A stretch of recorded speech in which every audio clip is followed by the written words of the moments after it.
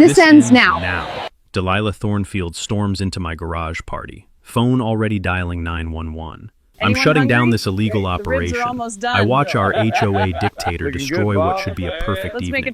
Just minutes ago, 20 vintage cars gleamed under string lights while neighbors laughed over cold beer and barbecue. Classic rock drifted from my speakers as kids chased fireflies You think you can just walk bumpers. away from Their this? parents dropping 20s into my military Think scholarship again. fund. Now, dead silence. Yes, Every I have them right here. conversation We'll be there stops. soon. She's marching past my guests in designer Perfect. heels, See you in a bit. shrieking into her phone. Yes? 911? You knew we couldn't I do need this. police at You knew we 1247 survived, Oak Meg. Street The permits are immediately. valid. 8 No, they're years of not, and HOA everyone out there terrorism knows it. has led to this meltdown. She thinks she's finally got me cornered. What Karen doesn't know? That quiet guest she just brushed past while examining my '67 Mustang is about to make this phone call the biggest mistake of her pathetic existence. Sometimes karma has a sense of humor. Tell me, what would you do? Drop your location below. Let me back up and explain how we got to this beautiful disaster. I'm Miles Juliet, 45, 20 years Navy, 2 Gulf tours, single dad, and the kind of mechanic who can resurrect dead engines with duct tape and pure stubbornness. After retirement, I bought this corner house specifically for the oversized garage, legally converted it into a restoration workshop where I bring classic American muscle back to life. Every Tuesday morning starts the same way. The smell of WD-40 mixing with fresh coffee, while Police Chief Rodriguez stops by before his shift. Yeah, that quiet guy Karen just insulted? That's my buddy from Veteran Support Group. We bonded over carburetors and community service, shooting the breeze about engines and life over steaming mugs. Here's what makes my story special. Once a month, I host charity car shows in this very driveway. Nothing fancy. Open the garage, invite neighbors, raise scholarship money for military kids whose parents served but can't afford college. Tonight was supposed to fund 3 more scholarships, including one for my 16-year-old daughter Zoe, who dreams of studying automotive engineering at Cal Poly. The sound of air tools and classic rock echoing from my garage has become our neighborhood's heartbeat. Most folks love it. Veterans share war stories, kids learn about carburetors, families actually connect instead of hiding behind smartphones. The sweet scent of chrome polish mixed with barbecue smoke creates this perfect suburban harmony. But then there's our neighborhood dictator. Meet Delilah Thornfield. 52 years of concentrated evil disguised as community standards. Picture your worst HOA nightmare, then add 8 years of unchecked power and a white BMW with HOA Enforcer vanity plates. This woman has turned petty tyranny into performance art. She lives in that gaudy McMansion across the street, surveilling our every move from oversized windows like some deranged suburban spy. The scratch of her acrylic nails on violation notices has become our neighborhood's most terrifying sound. The crunch of her designer heels on my driveway during inspections makes grown men check their fence heights and dogs hide under porches. 3 months ago, she nailed me with a violation for commercial activity. Completely bogus. I have every permit the city requires, all properly filed and prominently displayed. Home business license, zoning approval, fire department clearance, the works. But Delilah's been dropping hints about neighborhood character and keeping out certain types of activities. The discrimination isn't exactly subtle when you decode her HOA speak. She's escalated systematically, surprise safety inspections, demands for additional permits that don't exist, complaints to city council about excessive noise during legal daylight hours. Last month, she tried getting my business license revoked by claiming I was running an unlicensed auto shop. Took 3 meetings with city planning to prove she was lying. Here's what makes tonight absolutely perfect. Chief Rodriguez has been planning this visit for weeks. He wanted to see my '67 Mustang fastback restoration. 6 months of passion work we've been texting about like excited teenagers. Tonight's charity show was the perfect excuse for him to finally see the finished product. The beautiful irony?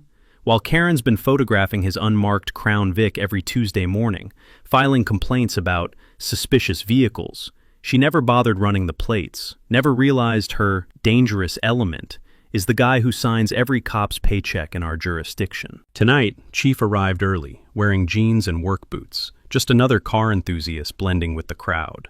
He's been quietly admiring my Mustang's headers, while neighbors drop donations in the scholarship jar, completely incognito.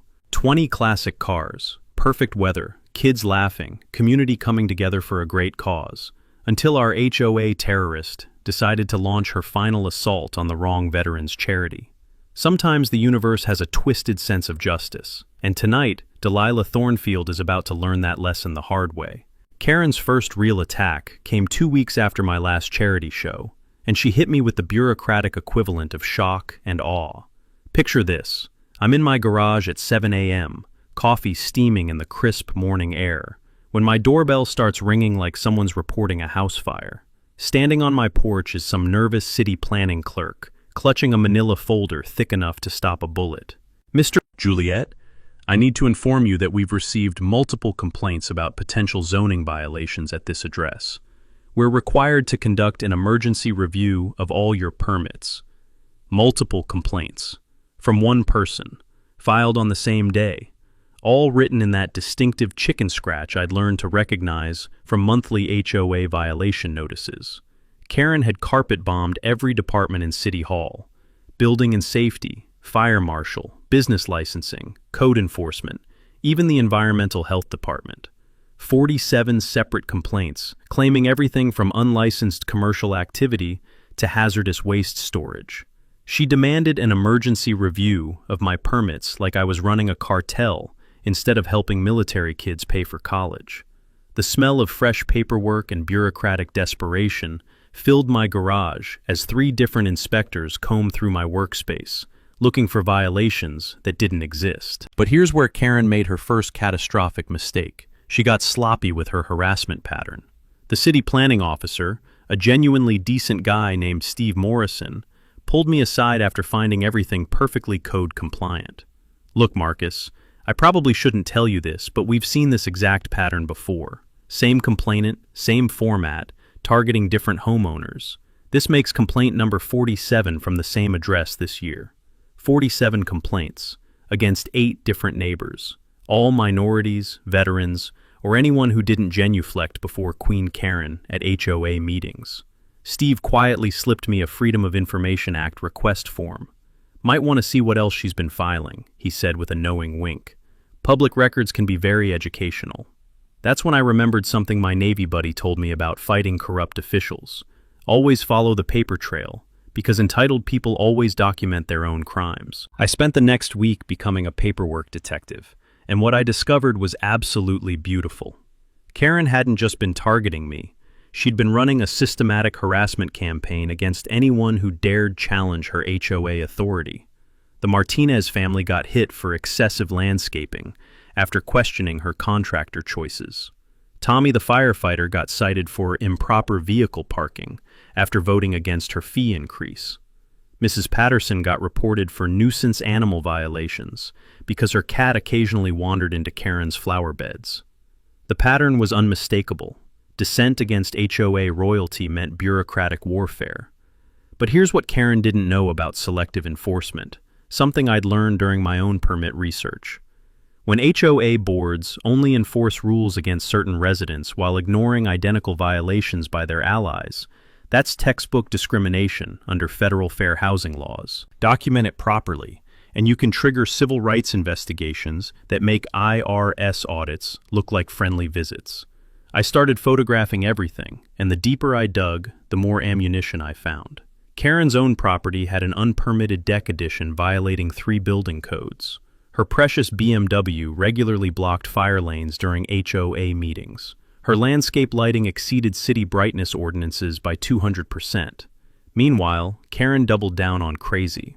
She organized an emergency concerned citizens meeting at the community center, complete with printed flyers featuring apocalyptic warnings about commercial infiltration threatening our neighborhood character. I decided to attend, purely for entertainment value. Picture 25 people crammed into a room designed for 10, while Karen clicked through a PowerPoint presentation she'd clearly spent weeks perfecting. The title? Preserving Our Community Values, a Call to Action. The evidence? Entirely telephoto surveillance photos of my garage, taken from her bedroom window. Full paparazzi documentation, neighbors carrying beer, kids playing with toy cars, veterans sharing stories on my driveway. She'd been stalking my charity events like she was building a federal drug case. The most beautiful irony? 3 slides featured photos taken at 6 a.m. during Chief Rodriguez's Tuesday morning coffee visits. Karen had unknowingly created a surveillance album of herself harassing the police chief, complete with timestamps and license plate close-ups. The community response was the exact opposite of what she expected. Instead of rallying support, neighbors started sharing their own Karen horror stories. Mrs. Patterson stood up and announced she'd been documenting Karen's violations for months. Tommy revealed that half the fire department lives in our neighborhood, and they all support my charity work. By meeting's end, Karen had accidentally created a unified neighborhood resistance against her tyranny. 15 residents signed my petition supporting the monthly car shows, including 3 off-duty officers who'd been quietly enjoying my events. Karen stormed out, promising decisive action against my flagrant disregard for community standards. She had no idea she'd just handed me everything needed to destroy her credibility completely. Karen's second attack came exactly 1 week later, and this time she brought what she thought were the big guns, a surprise building inspection orchestrated through her real estate corruption network. I'm enjoying my usual Tuesday morning coffee with Chief Rodriguez, both of us admiring the progress on my Mustang's engine rebuild. The sweet smell of fresh motor oil, mixed with Colombian dark roast, creates this perfect masculine sanctuary when some official-looking guy in a wrinkled cheap suit marches up my driveway, carrying a clipboard like it's a weapon of mass destruction. Building inspection! I need to examine this structure immediately for code compliance. The timing wasn't coincidental. Karen had been watching from her McMansion command center, waiting for the perfect moment to humiliate me in front of my police chief buddy. She just didn't know who she was about to humiliate herself in front of. Chief Rodriguez, still in his civilian clothes, quietly stepped aside to observe while Inspector Bradley Hoffman began his theatrical performance. This guy was clearly doing Karen a favor, poking around my garage like he was hunting for violations with a magnifying glass and a personal vendetta.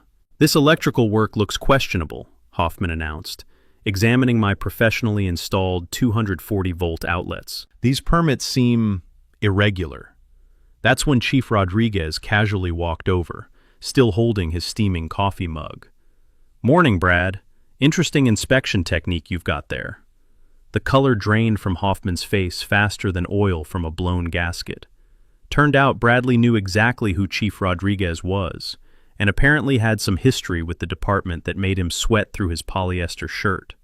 Suddenly, Hoffman's inspection became remarkably professional. Every permit was properly filed and displayed. Every electrical connection was expertly installed to code. Every safety measure exceeded requirements. Amazing how quickly corruption evaporates when actual law enforcement is breathing down your neck. But here's where the morning got absolutely beautiful.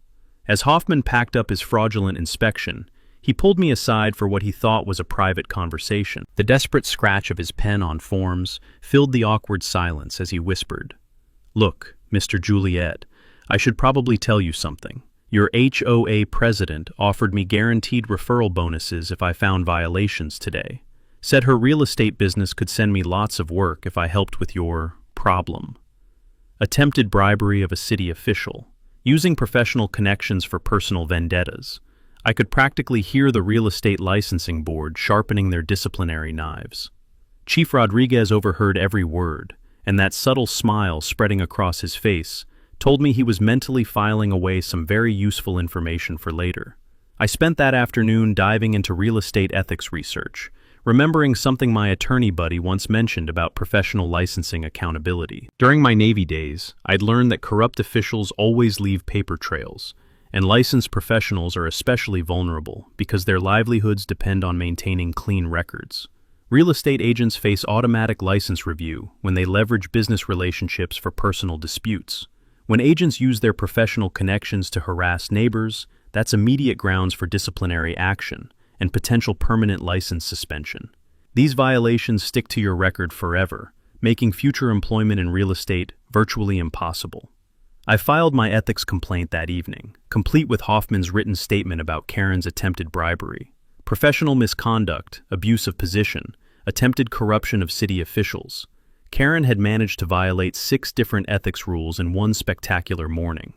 But our neighborhood dictator wasn't finished excavating her own professional grave. 3 days later, Karen called an emergency HOA board meeting to propose new bylaws that would retroactively ban automotive businesses from residential properties. She'd apparently spent the weekend researching legal loopholes, convinced she could rewrite the rules and force me out permanently. The meeting was pure amateur theater. Karen had prepared a presentation featuring dramatic charts about property value impacts and community character degradation. She'd even hired a local attorney to explain how the new bylaws would be legally bulletproof and immediately enforceable. What she didn't research? Basic HOA governance requirements. I showed up armed with my own legal homework and a folder full of documentation about her selective enforcement patterns. When she called for the vote, I calmly stood up and read directly from our HOA charter. Bylaw modifications require 2/3 majority vote of all board members, plus 30-day written notice to all residents, plus mandatory public comment period. Karen had provided zero notice, gathered no public input, and was attempting to ram through changes targeting one specific homeowner. Even her hired attorney looked like he wanted to crawl under the conference table. The board voted unanimously to table her proposal pending proper legal review and community input. Karen threatened to sue individual board members who didn't support her vendetta, which pretty much guaranteed she'd alienated her last remaining allies. As the meeting ended, she cornered me in the parking lot, her voice rising to a screech. "This isn't over, Marcus. You're going to regret crossing me." 20 feet away, Chief Rodriguez quietly finished a phone call and started walking toward his car, smartphone still recording her entire unhinged rant. Sometimes evidence just records itself. Karen's third attack went full cyber warfare, and watching a 50-something real estate agent try to weaponize social media was like watching your grandmother attempt mixed martial arts. 2 days after her HOA meeting humiliation, Karen launched what she probably thought was a sophisticated digital campaign. She created a Facebook group called Concerned Citizens of Willowbrook and began flooding it with manufactured outrage that would make propaganda ministers proud. Her opening salvo? A doctored photo of my garage taken with some kind of fisheye lens that made my modest workshop look like a Boeing assembly plant. The caption read, "Illegal commercial operation threatens our peaceful neighborhood. When will city officials stop this automotive madness?" The acrid smell of desperation practically wafted through my computer screen as Karen posted fabricated safety complaints, anonymous neighbor testimonials, obviously written by the same unhinged person, and increasingly deranged rants about property values collapsing due to my automotive empire of destruction. Within hours, she was creating multiple fake accounts to boost her own posts, commenting on her own content to simulate grassroots outrage. It was simultaneously pathetic and terrifying to watch someone's grip on reality completely slip. But here's where Karen made her most catastrophic digital miscalculation. She forgot that my 16-year-old daughter Zoe belongs to the generation that practically invented online warfare. While Karen was busy manufacturing fake crisis content, Zoe had been quietly building a federal case. My kid had been screenshotting every post, saving every comment, documenting timestamps and IP addresses with the methodical precision of a digital forensics expert. She'd created a harassment evidence portfolio that would make FBI cybercrime investigators weep with professional admiration. "Dad," Zoe said, showing me her laptop screen filled with organized screenshots. "This psycho just committed about 6 different types of cyberbullying that violate federal interstate harassment laws." During my Navy cybersecurity training, we'd learned how online harassment campaigns backfire when targets understand digital evidence preservation. False statements causing financial harm aren't just against platform community standards. They create liability for defamation, business interference, and in some cases, federal cybercrime violations. I created a countergroup called Real Willowbrook Community and began sharing actual scholarship recipient success stories, photos from our charity events, and testimonials from military families who'd benefited from our fundraising. The contrast was stark. Karen's manufactured hysteria versus genuine community impact. But our neighborhood dictator couldn't stop herself from escalating to criminal behavior. She filed a false police report claiming I had threatened her with violence during a confrontation that existed only in her increasingly paranoid imagination. Enter Officer Rivera, one of Chief Rodriguez's most thorough investigators. He spent an entire afternoon methodically interviewing neighbors about this alleged threat, and what he discovered was a pattern of fabricated complaints that would make any prosecutor's evidence-building phase much easier. Mrs. Patterson showed him security footage from her Ring doorbell, proving Karen's timeline was physically impossible. Tinney provided his own photos showing Karen hadn't left her house during the alleged confrontation window. Sarah, the nurse practitioner, revealed she'd been treating Karen for anxiety and paranoid episodes that were escalating rapidly. The scratch of Officer Rivera's pen on his report forms was audible in my kitchen, as he documented each witness statement with professional precision. His official report was a masterpiece of police restraint. No credible evidence supports complainant's allegations. Multiple witnesses contradict reported timeline. Complainant advised regarding consequences of filing false reports. That warning should have been Karen's reality check. Instead, she launched into full digital meltdown mode. Local Channel 7 picked up our scholarship fund story as a heartwarming feature, interviewing military families whose kids were now in college thanks to our fundraising efforts. Beautiful, positive coverage, showcasing genuine community spirit. Karen's response to good publicity? She called 911, claiming my illegal activities were creating a public disturbance during the live television interview. The timing was absolutely perfect. News cameras captured patrol officers arriving to investigate a noise complaint about a quiet interview happening in my driveway at 2 p.m. on a Tuesday. The sound of confused radio chatter, mixed with reporters' questions as officers tried to explain they'd been called about excessive noise from a conversation happening at normal speaking volume. The footage made Karen look completely detached from reality, and the news story pivoted from "local veteran helps military families" to HOA president calls police on charity interview. That evening's coffee chat with Chief Rodriguez carried a different tone. The clink of ceramic mugs on my workbench sounded unusually serious as he spoke carefully. "Marcus, my department is documenting an unusual pattern of reports from this neighborhood. Someone's filing complaints that don't match physical evidence, and that's becoming a significant concern for law enforcement resources." He didn't name Karen directly, but his message was crystal clear. Continued false reports would trigger escalated consequences. Through neighborhood whispers, word leaked that Karen was researching emergency court injunctions and making ominous phone calls about permanent solutions to her Miles problem. The woman was about to go nuclear, and she had no idea the bomb was about to detonate in her own hands.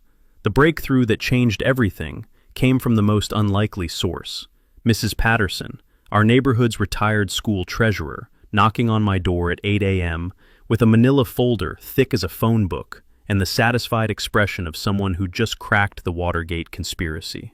"Marcus, dear, I think you need to see something," she said, settling into my kitchen chair with deliberate precision. The rustle of papers mixed with the morning coffee aroma as she spread documents across my table like a forensic accountant preparing for trial. "I've been reviewing our HOA financial records, and Karen's been stealing from all of us." Mrs. Patterson had spent 30 years managing school district budgets with military precision, which meant she could detect financial fraud like a shark sensing blood in water. After Karen's increasingly unhinged meltdowns at recent meetings, she'd decided to exercise her homeowner right to examine HOA books. What she discovered was a textbook case of systematic embezzlement. "Look at these contractor invoices," she said, arranging papers with the methodical care of someone building an airtight legal case. "Every major repair project for 3 years shows identical patterns: inflated costs, single-source contractors, zero competitive bidding." The numbers painted a damning portrait of organized theft. Tree removal that should cost $1,200 was billed at $2,800. Parking lot resurfacing with market rates of $8,000 was invoiced for $15,000. Pool maintenance contracts were double industry standard for services that were never actually performed. The sweet sound of justice was Mrs. Patterson's pen, tapping against calculator keys, as she totaled Karen's theft with accountant precision. But here's where Karen's greed made her sloppy. Every inflated contractor was paying consulting fees to her real estate business. Bank statements showed systematic transfers from HOA maintenance companies to Thornfield Realty Consulting Services. that coincided perfectly with major repair projects. $52,000, Mrs. Patterson announced with the satisfaction of someone who'd triple-checked her math. That's exactly how much she's embezzled from neighborhood fees over 3 years. The beautiful irony was overwhelming. While Karen harassed me about imaginary permit violations, she'd been committing actual felony theft that could trigger federal prosecution under interstate fraud statutes. My Navy financial training had covered fiduciary duty violations and their consequences. HOA board members are legally required to act in homeowners' best interests, and using your position for personal enrichment is textbook criminal breach. Most states prosecute HOA embezzlement as seriously as corporate fraud, especially involving kickback schemes and falsified documentation. Mrs. Patterson had constructed a prosecutor's dream case: contracts with no competitive bidding, invoices that didn't match completed work, suspicious emergency repairs coinciding with Karen's personal financial crises, and bank records showing money transfers that forensic accountants could trace blindfolded. The crown jewel? Karen's BMW payments were coming directly from her consulting account, meaning she'd been driving around her harassment campaign in a vehicle purchased with stolen neighborhood funds. The beautiful part, Mrs. Patterson said with a grandmother's wicked satisfaction, is that financial transparency requests are every homeowner's legal right. She cannot refuse audit demands without essentially confessing guilt. This discovery completely flipped our power dynamic. I didn't need to defend against Karen's attacks anymore. She was criminally exposed and desperately vulnerable. Every escalation would draw more attention to financial irregularities that could land her in federal prison. The strategy crystallized instantly. Tonight's charity event would become the perfect public venue for demanding complete HOA financial transparency. With Chief Rodriguez and fellow officers present for community outreach, plus media covering scholarship fundraising, Karen couldn't avoid public accountability. She faced an impossible choice: back down and admit defeat, or escalate and risk exposing criminal activity to law enforcement officers already documenting her harassment patterns. Mrs. Patterson organized the evidence into a professional presentation folder. I'll be announcing the need for immediate HOA audit procedures tonight. Every homeowner deserves to know where their money actually goes. The aroma of fresh coffee mixed with the intoxicating scent of perfect timing. Tonight wasn't just about scholarship fundraising anymore. It was about exposing the real neighborhood criminal. The next 72 hours felt like preparing for the most satisfying military operation of my career. Except, instead of neutralizing enemy combatants, we were setting an elaborate trap for one spectacularly corrupt HOA president. Chief Rodriguez stopped by Wednesday morning for our usual coffee ritual, but the deliberate way he stirred his mug told me we weren't just discussing carburetors today. Marcus, I've been thinking about Saturday's charity event. Given recent neighborhood dynamics, maybe we should boost our community outreach presence. Ensure everything runs smoothly. Translation: he was bringing an army, and Karen was about to face more law enforcement attention than a mafia wedding. How many officers are we talking about? I asked, barely containing my grin. 6, maybe 7. Plus I mentioned the event to a couple city council members interested in community policing initiatives.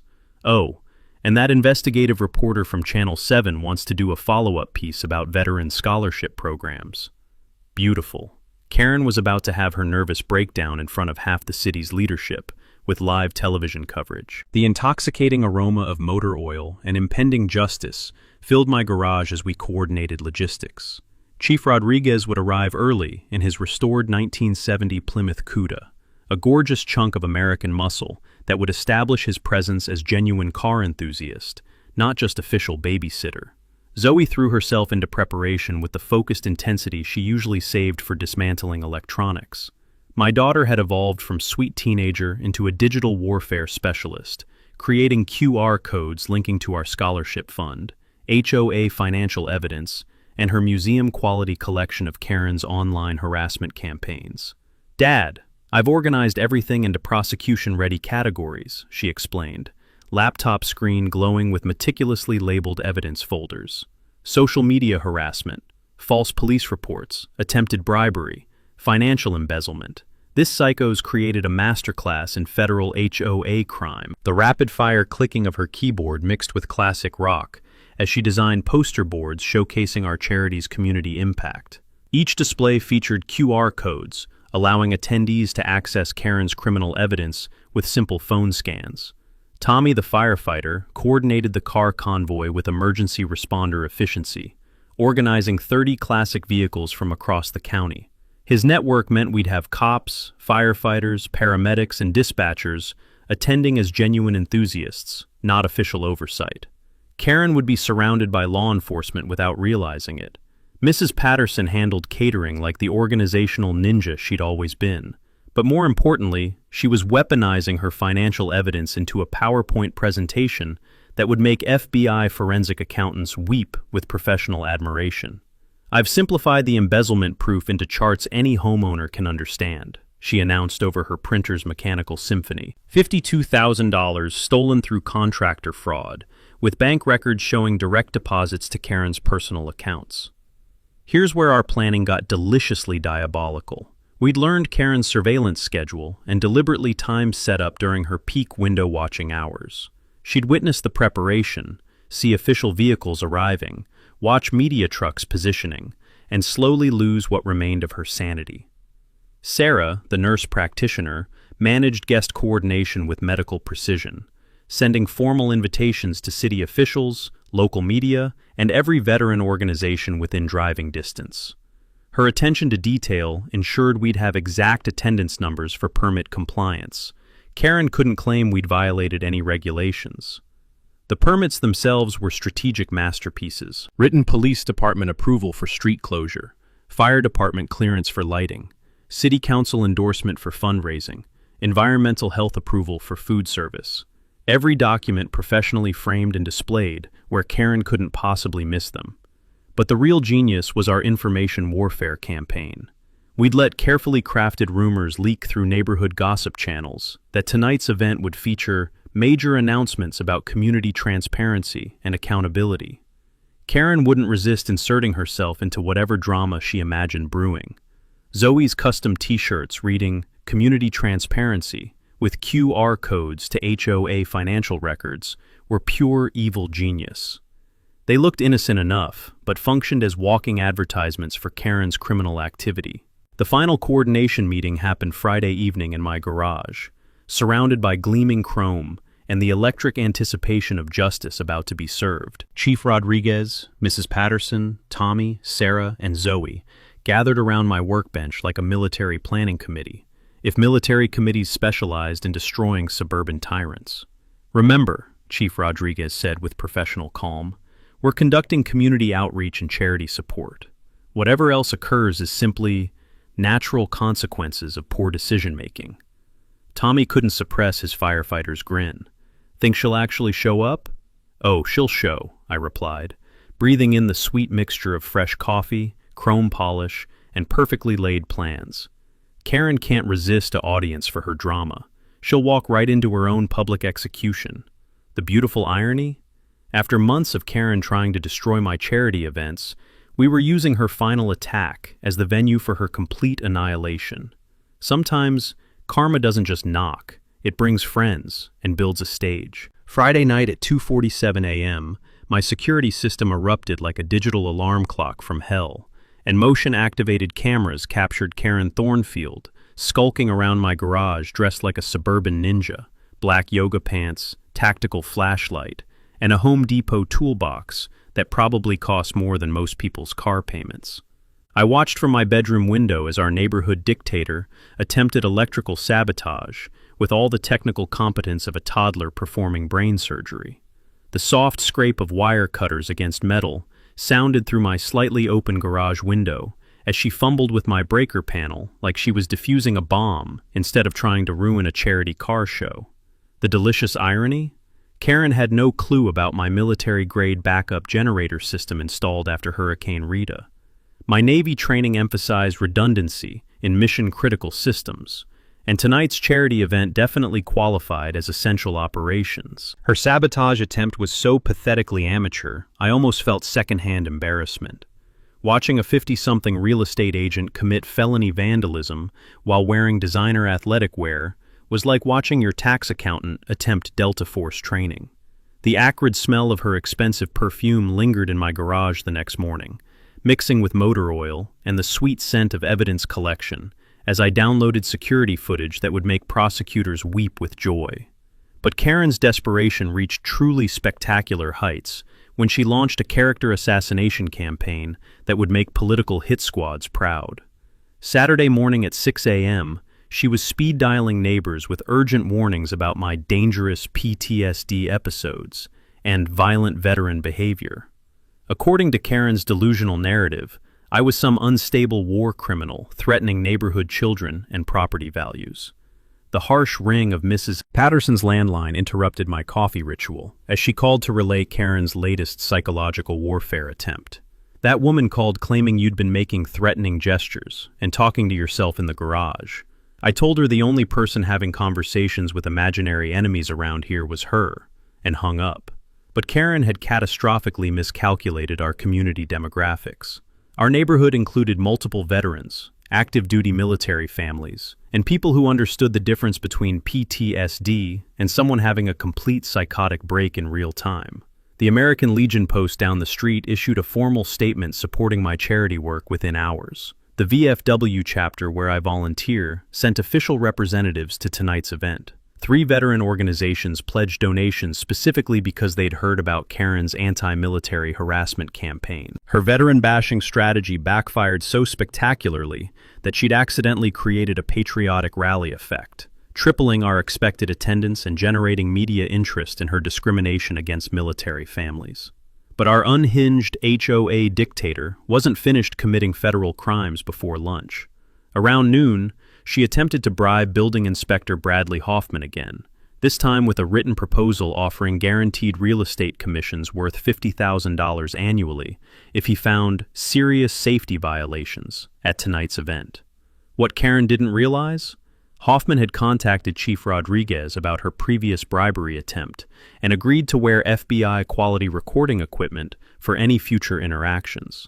The mechanical scratch of Hoffman's pen, documenting Karen's second corruption attempt, was clearly audible on the recording as she outlined her criminal proposition with business meeting precision. "Mrs. Thornfield," Hoffman said into his concealed microphone, "are you asking me to fabricate building violations in exchange for business referrals?" Karen's response was a federal prosecutor's Christmas morning. "I'm offering a mutually beneficial partnership where you identify legitimate safety concerns at Marcus's illegal operation, and my real estate business provides you substantial, ongoing revenue. Everyone benefits except that veteran troublemaker. Attempted bribery, corruption of public officials, conspiracy to file false reports, plus anti-veteran discrimination. Karen had managed to commit multiple felonies while being recorded by law enforcement during one power lunch. The district attorney opened formal criminal proceedings that afternoon, with Karen now facing both state and federal charges for her escalating crime spree. The final jewel in Karen's self-destruction crown was her afternoon phone campaign to every city official demanding they cancel tonight's dangerous, illegal gathering. The mayor's office politely noted that legally permitted charity events couldn't be canceled based on one citizen's unfounded hysteria. The fire chief personally endorsed my safety compliance. The police department confirmed they'd provide community outreach support. Karen's response to official rejection? She called her real estate brokerage's attorney, threatening to sue the city, police department, mayor, and me personally for enabling dangerous criminal veterans. Her attorney's immediate response was resignation from all representation, citing fundamental disagreements regarding legal strategy and serious concerns about client mental competency. The sound of Karen's professional world imploding was almost audible as business relationships evaporated, criminal investigations intensified, and her desperate attempts to stop tonight's event only attracted more official scrutiny to her own illegal activities. As evening approached, she stood framed in her window, making frantic phone calls, gesticulating wildly at anyone who'd tolerate her increasingly paranoid conspiracy theories. The woman was about to star in her own public destruction, completely oblivious that she'd already written her conviction with her own criminal evidence. Karen's final act of desperation came at 3 p.m. on Saturday afternoon, just 4 hours before our charity event, when she filed an emergency court injunction demanding immediate cancellation of my illegal public gathering that poses imminent danger to community safety. The sound of her designer heels clicking frantically across courthouse marble echoed through the emergency hearing room as she presented what she clearly believed was her nuclear option, a restraining order backed by fabricated safety violations and manufactured emergency claims.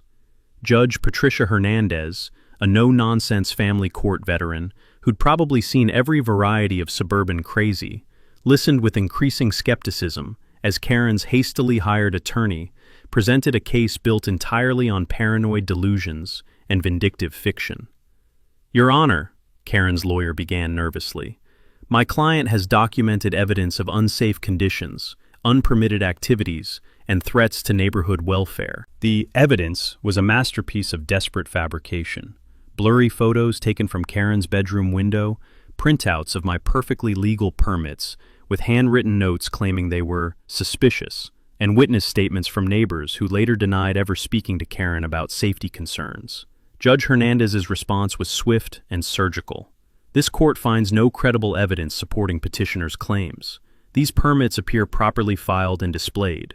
The alleged safety violations are not substantiated by any official inspection reports. This appears to be a personal dispute masquerading as a public safety issue." Then came the judicial hammer blow. Furthermore, frivolous use of emergency court procedures wastes taxpayer resources and undermines legitimate safety concerns. "I'm considering sanctions for abuse of court process." Karen's attorney withdrew his representation immediately after the hearing, leaving her to face the consequences of her legal malpractice alone. But our neighborhood dictator's capacity for self-destruction was apparently limitless. Unable to accept that the legal system wouldn't enable her vendetta, Karen made the phone call that transformed her from local nuisance into federal criminal. At 4:47 p.m., she dialed 911 and reported a bomb threat at my address.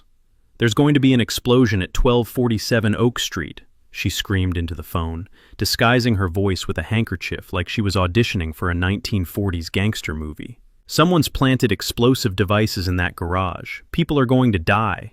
The response was immediate and overwhelming. FBI bomb squad, ATF investigators, county sheriff tactical units, and half the fire department descended on our neighborhood like a federal task force responding to domestic terrorism. The thunderous roar of helicopter rotors mixed with the mechanical whine of bomb detection robots as my quiet suburban street transformed into a federal crime scene. The acrid smell of diesel exhaust from emergency vehicles filled the evening air, while neighbors evacuated their homes under police escort. For exactly 47 minutes, Karen's false terrorism report shut down 6 square blocks, grounded air traffic, and triggered a multi-agency federal response, costing taxpayers approximately $150,000. But here's where Karen's plan achieved the exact opposite of her intentions. Instead of canceling our charity event, her bomb threat turned it into a national news story. CNN picked up the story within hours. HOA president files false terror report to stop veterans charity. Fox News ran with, "Suburban Karen calls in fake bomb threat against military fundraiser." Social media exploded with hashtag HOA Karen hashtags, and viral videos of bomb squads clearing a charity car show. The bomb squad cleared my garage in record time, finding nothing more dangerous than car wax and shop tools. The FBI Terrorism Task Force immediately traced the call back to Karen's landline, where she'd been too panicked to remember caller ID technology. Federal agents arrested Karen Thornfield at 6:23 p.m. in her own driveway, charging her with filing false terrorism reports, abuse of emergency services, and interfering with federal investigations. The mandatory minimum sentence for false terrorism reports? 5 years in federal prison. No parole eligibility. Her real estate brokerage terminated her license immediately upon learning about federal terrorism charges. Her HOA board position became legally void the moment she was arrested for felony crimes against the community she claimed to protect. But the most beautiful irony? Her terrorism report had attracted so much national attention that corporate sponsors were calling to support our charity. Military organizations across the country pledged donations. GoFundMe campaigns started spontaneously, raising more money for military scholarships in 6 hours than we'd collected in 6 months. Karen's attempt to destroy our charity had transformed it into a national cause célèbre. As evening fell and federal investigators finished processing the crime scene, they gave us clearance to proceed with our event. The bomb threat investigation had actually provided better security than we could have arranged ourselves. FBI agents would be monitoring the area all night for follow-up investigation purposes. 250 people showed up instead of our expected 50, including federal agents, state officials, and national media crews covering the story of the HOA president who called in a bomb threat on veterans. Karen watched from her bedroom window, probably realizing too late that her nuclear option had detonated in her own hands, leaving her facing federal prison while our charity event became the most successful fundraiser in neighborhood history. Sometimes justice doesn't just prevail, it goes viral. By 7 p.m., my driveway looked like a classic car convention crossed with a federal investigation, and it was absolutely glorious. 300 people filled our street, triple our expected attendance, thanks to Karen's terrorism stunt going viral. 35 vintage cars gleamed under professional lighting, donated by a local TV station covering our story. The sweet mixture of chrome polish, barbecue smoke, and poetic justice filled the evening air. Chief Rodriguez pulled up in his restored 1970 Plymouth Cuda, precisely at 7:15, and the crowd erupted in cheers. Kids ran between classic bumpers, while their parents dropped donations into scholarship jars that were filling faster than slot machines in Vegas.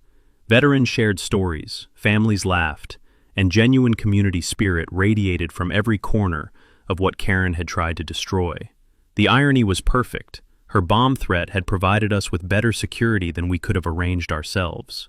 FBI agents monitored the perimeter, while ATF investigators mingled with attendees, creating the safest charity event in suburban history. Then, at exactly 7:47 p.m., our guest of honor made her dramatic entrance. Karen Thornfield stormed across the street, wielding a bullhorn like some deranged suburban general, her voice amplified to glass-shattering levels. "This is illegal! Shut it down! Shut it down right now!" The crowd fell silent, 300 people turning to witness what would become the most spectacular public meltdown in neighborhood history. She marched through our charity event in designer heels and yoga pants, shrieking into her bullhorn, "I called the police! Where are the police? This is an illegal gathering!" That's when Chief Rodriguez calmly removed his vintage car show t-shirt, revealing his official police department uniform underneath. The look on Karen's face when she realized she was screaming at the police chief himself was worth every month of harassment she'd put us through. Her bullhorn slipped from trembling fingers, clattering on asphalt like a dropped microphone. "Ma'am," Chief Rodriguez said with professional calm, "I am the police, and this is a legally permitted charity event supporting military families." Karen's brain visibly short-circuited as she tried to process the reality that her months-long harassment campaign had been targeting the police chief's best friend. "You can't be here. I called you people. This is illegal. I have rights." But the evening's coup de grace came when Mrs. Patterson took the microphone at our donation table. "Ladies and gentlemen," she announced with grandmother sweetness, "before we continue our wonderful charity event, I'd like to share some important information about HOA, financial transparency." The crowd gathered closer as Mrs. Patterson unveiled her poster boards, displaying Karen's embezzlement evidence with PowerPoint precision. Our HOA president has systematically stolen $52,000 from neighborhood fees over 3 years through contractor fraud and kickback schemes. Every inflated invoice, every fake emergency repair, every mysterious consulting fee, it's all documented here with bank records showing direct deposits to her personal accounts. Karen's denial was immediate and hysterical. "Lies! Accounting errors! That's all lies!" But Mrs. Patterson wasn't finished. The beautiful irony is that Karen's been driving around harassing neighbors in a BMW purchased with embezzled HOA funds. She's literally been committing crimes in a vehicle bought with stolen money. The crowd's reaction was a mixture of outrage and satisfied justice, as 3 years of financial theft were exposed under national media lighting. That's when FBI agent Morrison stepped forward, badge clearly visible, carrying official paperwork. "Karen Thornfield, you're under arrest for filing false terrorism reports, attempted corruption of public officials, and conspiracy to interfere with federal investigations. The sound of handcuffs clicking shut, mixed with 35 classic car engines revving in celebration as Karen was led away, while news cameras captured every moment of her public destruction. Chief Rodriguez took the microphone for the evening's final mic drop moment. Anyone who files false emergency reports, threatens public safety, or harasses military families will face the full consequences of federal prosecution in my jurisdiction. This community supports our veterans, and that support is non-negotiable. The crowd's cheers were deafening as Karen disappeared into the back of a federal vehicle, her reign of terror ending exactly where it began, with her calling police on a charity event, except this time the police were already here. Spontaneous donations poured in as attendees learned about Karen's attempted destruction of military family fundraising. Corporate sponsors called offering matching contributions. Military organizations pledged ongoing support. By 9 p.m., we'd raised $47,000 for military scholarships, nearly matching the amount Karen had embezzled from our neighborhood. The HOA board voted unanimously that evening to remove Karen from all positions, and issued a formal public apology for her harassment campaign against veterans. Justice wasn't just served, it was catered, documented, and broadcast nationally with classic car sound effects. 3 months later, our neighborhood had transformed into something none of us could have imagined, when Karen's reign of terror finally ended in federal handcuffs. The immediate aftermath was swift and satisfying. Karen's real estate license was permanently revoked after the Ethics Board review documented systematic abuse of professional relationships for personal vendettas. Her federal trial for terrorism charges resulted in a 3-year sentence plus $75,000 in restitution to cover emergency response costs. The embezzlement conviction added another 18 months and full repayment of stolen HOA funds. But the real victory wasn't Karen's destruction. It was what we built from the ashes of her tyranny. The recovered $52,000 in embezzled funds became the foundation for permanent HOA reform. We reduced homeowner fees by 40%, established mandatory monthly financial transparency reports, and created a resident oversight committee that prevents any future board member from wielding unchecked power. Our monthly charity car shows became an official neighborhood tradition, attracting classic car enthusiasts from across the state. What started as my personal fundraising effort evolved into a regional destination that's raised over $200,000 for military family scholarships in the past year. The sweet smell of success mixed with motor oil every first Saturday, as our garage became the unofficial community center where neighbors actually talked to each other instead of hiding behind closed doors and HOA complaints. My daughter Zoe received her full scholarship to Cal Poly's automotive engineering program, along with 3 other military kids whose families benefited from our expanded fundraising. She's studying to become the kind of engineer who designs electric vehicles that still sound like American muscle cars, combining innovation with tradition, just like our neighborhood learned to do. The Willowbrook Veterans Workshop opened in my expanded garage space, providing free automotive repair services for military families using the recovered HOA funds. Every Tuesday morning, Chief Rodriguez still stops by for coffee, but now he's joined by other veterans learning basic car maintenance while sharing stories and building genuine community connections. Our story became a case study for HOA reform legislation. I testified before a House subcommittee about systematic abuse of homeowner association power, and our documentation of Karen's crimes helped pass federal oversight requirements for HOA financial management. The media attention transformed into lasting positive change. Veterans organizations nationwide use our fundraising model. Military family support networks share our story as inspiration for fighting back against discrimination and harassment. Mrs. Patterson was elected HOA president unanimously, bringing her school treasury experience to create the most transparent community financial management in county history. Tommy serves as safety coordinator, ensuring all events meet emergency response standards. Sarah manages our scholarship selection process with medical precision fairness. The new HOA operates on radical principles: actual democracy, complete financial transparency, and zero tolerance for harassment or discrimination. Board meetings include coffee and donuts instead of violation notices and threats. Karen's former McMansion sold quickly to a lovely retired Air Force couple who appreciate classic cars and community barbecues. Their grandchildren play in the same driveway where Karen used to scheme about destroying neighborhood harmony. The annual Community Transparency Day car show has become our signature event, celebrating open governance and military family support. This year's corporate sponsors include major automotive companies, impressed by our grassroots success story. Chief Rodriguez announced his retirement next year, planning to spend more time restoring classic cars and volunteering at our workshop. His replacement fully supports our community policing approach that prioritizes genuine service over bureaucratic harassment. Romance even bloomed from the chaos. Sarah and I discovered that fighting HOA tyranny together was the perfect foundation for a relationship. We're planning a wedding next spring in the same driveway where Karen used to plot our destruction.